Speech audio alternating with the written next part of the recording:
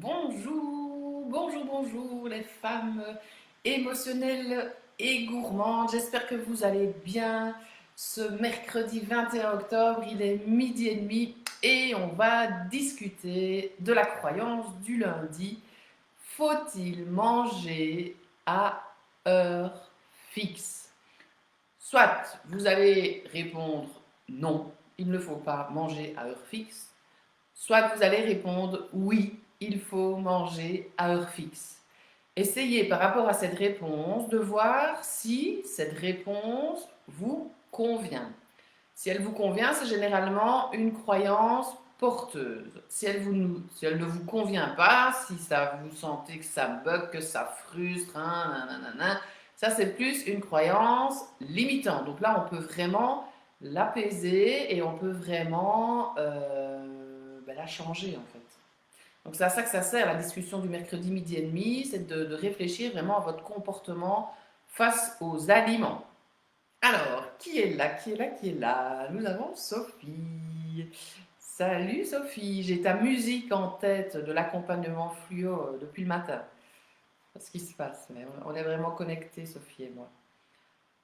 Excellent. Elle est là, Sophie. Je vois qu'il y a d'autres personnes. N'hésitez pas, laissez-moi un petit message, comme ça j'ai au moins votre nom et votre prénom qui s'affichent là et je peux comme ça communiquer plus facilement avec vous. Et mettez-moi la réponse à la question, faut-il manger à heure fixe? Oui ou non? Et je vais vous donner évidemment mon avis. C'est ça aussi le but de cette discussion de midi et demi le mercredi. Maintenant, ce n'est que mon avis. Je ne suis qu'un être humain sur cette planète. Je donne mon avis par rapport à mon expérience professionnelle de 15 ans et par rapport à ma vie personnelle et privée de 39 ans. Donc ce sera mon avis. Je ne vois pas de questions. Je vois qu'il y a des gens qui sont là. Mais je ne sais pas vous nommer parce que vous ne me mettez pas de petits bonjours, de petits commentaires. Mais c'est pas grave. Alors, qu'est-ce que j'avais vu? Donc, j'avais un petit sondage. J'ai fait un petit sondage sur mon profil privé. Faut-il manger à heure fixe? Oui ou non? J'ai vu 100% oui. Je ne vais pas trop faire l'étonner parce que ça va vous donner une piste de mon avis. Mais j'étais moi-même étonnée quand même d'avoir 100% oui. J'ai, oui, Audrey qui m'a mis un petit commentaire. Déborah, merci d'ailleurs. N'hésitez pas si vous êtes là à me faire un coucou. Sur le post donc, de la page professionnelle qui est programmée vraiment comme rendez-vous en fait, et vous pouvez, si vous cochez la petite étoile, je pense que c'est une étoile, vous avez carrément un rappel pour la discussion du mercredi midi et demi. Je trouve ça excellent. Donc je poste chaque fois ça le vendredi. Et le lundi, vous avez aussi un autre post sur la croyance du lundi. Et Sophie, ben Sophie qui est là, tu m'as dit que oui, pour toi, c'était important de manger à heure fixe. Après, j'ai demandé plus de précision. Et là, tu m'as dit, ben, les heures, c'est entre 12h30 et 13h pour le repas de midi. Et le souper, 19h-19h30 jusque 20h.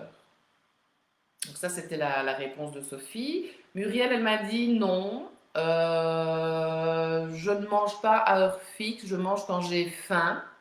Donc ça, c'est clair, c'est une partie de la réponse et je vais vous en dire un peu plus dans quelques minutes, hein. On a qu'un quart d'heure, c'est un quart d'heure. Pendant votre temps de midi, pendant que vous mangez votre petite tartine ou le reste du repas du jour avant, ben, on parle de la croyance du lundi. Et Muriel m'a dit qu'elle mangeait quand même à heure fixe quand elle était en famille.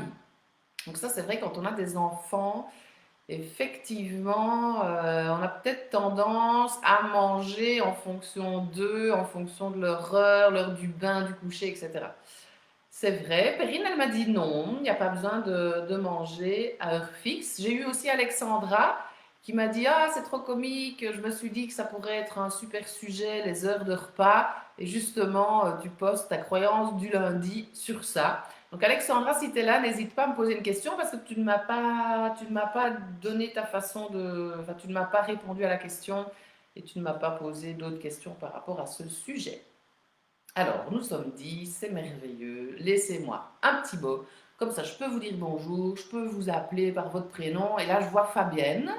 Ok. Et elle me dit quoi? Fabienne, elle me dit comme enseignante, en temps scolaire, on n'a pas le choix pour le repas de midi. Ça, c'est vrai. Évidemment, vous avez des heures, parfois, quand vous êtes dans le travail de salarié, ben, vous avez effectivement des heures, et là, il y a beaucoup de patientes, ben oui, qui mangent, qui ont leur temps de midi, qui sont programmés de midi à midi et demi, ou de midi à 13 heures. Enfin, ça dépend vraiment de chaque personne. Donc là, dans ces cas-là, moi je propose effectivement, ben, de toute façon, vous n'avez pas trop le choix, de manger à ce moment-là. C'est pas spécialement l'idéal parce que vous n'avez peut-être pas la sensation de faim. Ça ne gargouille peut-être pas au niveau de l'estomac. Mais là, vous n'avez pas le choix. Et c'est mieux de manger à ce moment-là sans avoir la sensation de faim que de ne pas manger. Parce que ce que je voulais vous dire, donc on va arriver à ma réponse. La réponse c'est non. Il ne faut pas manger à heure fixe. Comme je vous ai dit, c'est mon avis par rapport à mon expérience de vie et l'expérience professionnelle. Il ne faut pas spécialement manger à heure fixe. Maintenant, quand vous mangez en écoutant votre corps, donc vous mangez parce que vous avez la sensation de faim au niveau de l'estomac, vous savez quoi mettre dans votre assiette, vous avez les quantités, vous avez donc cette structure, vous connaissez les différentes faims, vous arrivez à les écouter, à les respecter, vous arrivez à prendre le temps de manger, vous arrivez à déguster, à développer les cinq sens en mangeant, vous ressentez la satiété, vous avez travaillé sur vos croyances, bref, tout ça, évidemment, petit clin d'œil, c'est le chemin pour arriver à la transformation profonde au niveau de votre comportement alimentaire, c'est le chemin de l'accompagnement fine bouffe. Mais sérieusement, quand toutes ces étapes sont mises en place, vous mangez en fait d'office plus ou moins aux mêmes heures. Ça se fait naturellement, ça se fait automatiquement. Parce que votre corps, il est dans un poids santé, il est dans un fonctionnement optimal.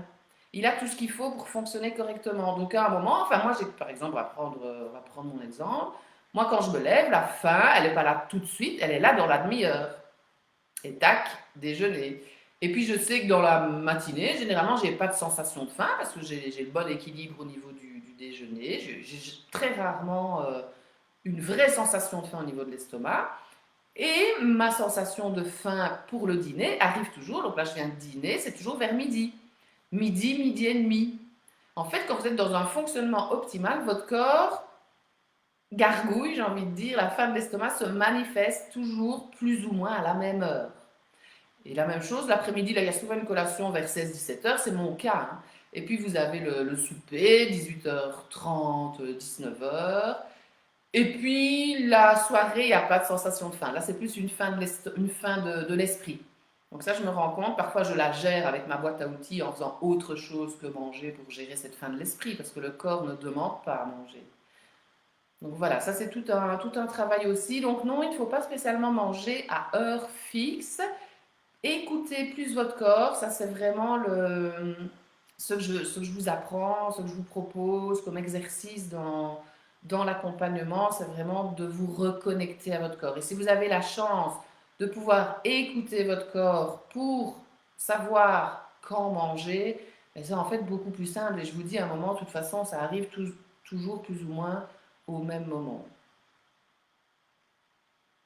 Et Sophie nous dit tout à fait d'accord, la sensation de faim est naturelle pour moi. Oui, c'est ça. Quand on est vraiment dans un fonctionnement optimal, on a la sensation de faim qui arrive plus ou moins au même moment.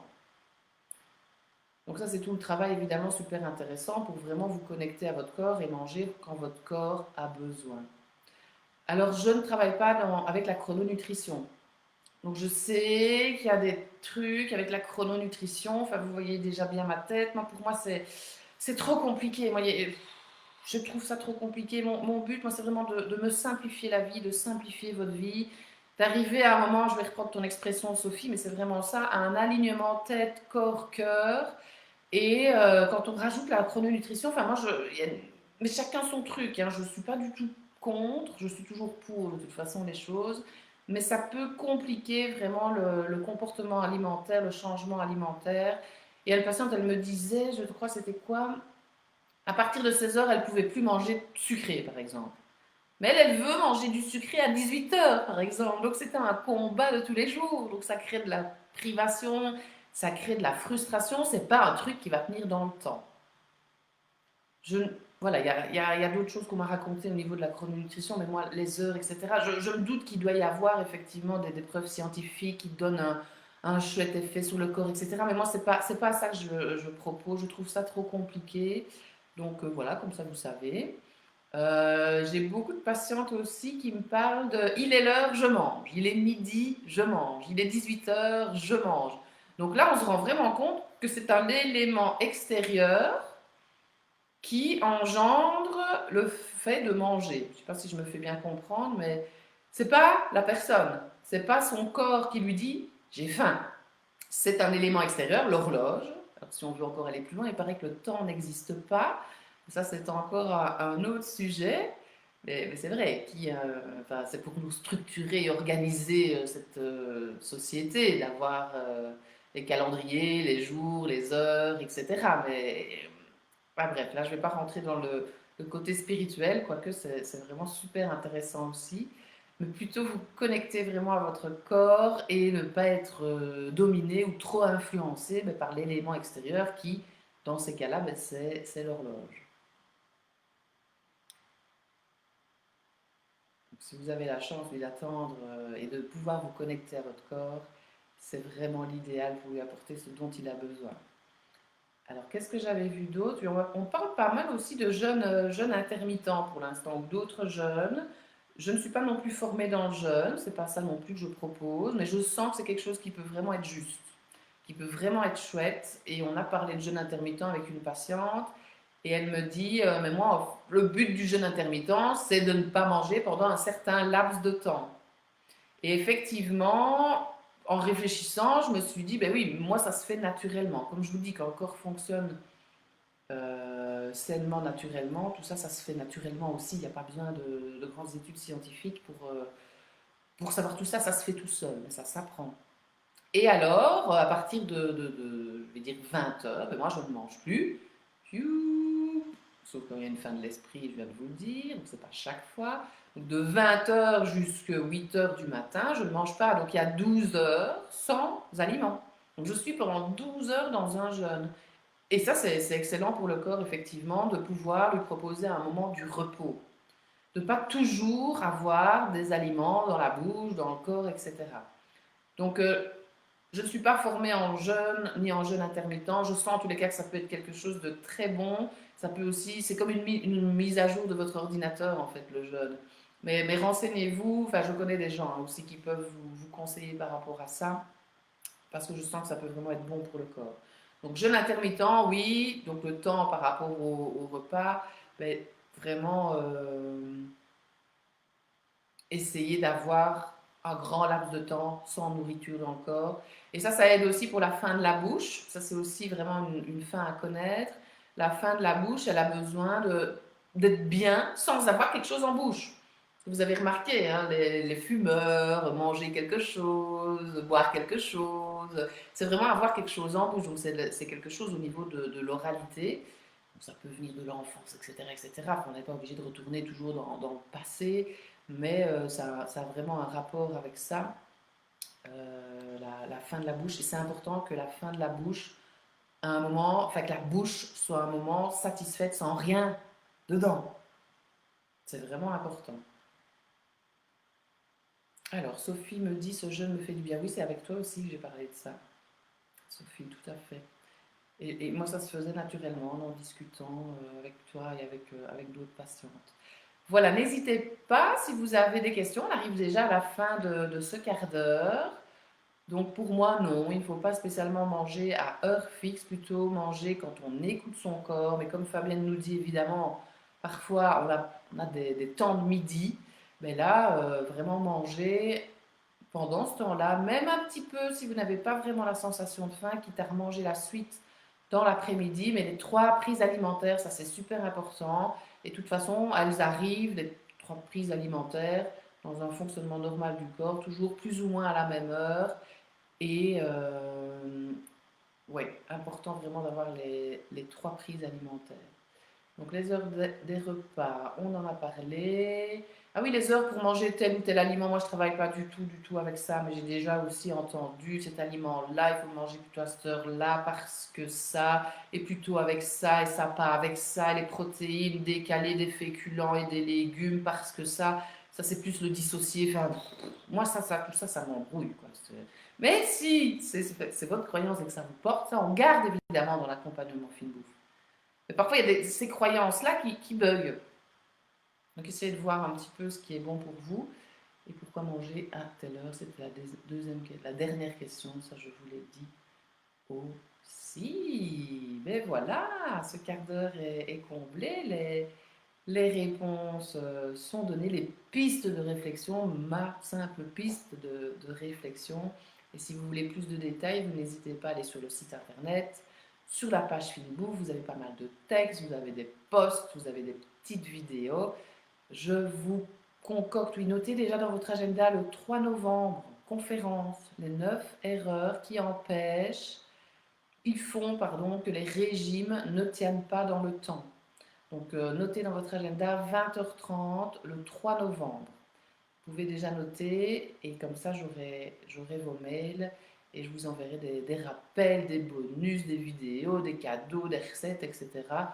pour vous donner envie d'être là le 3 novembre. Je vous embrasse bien fort, prenez soin de vous et surtout respectez-vous, écoutez-vous et apportez-vous de la douceur. Au revoir.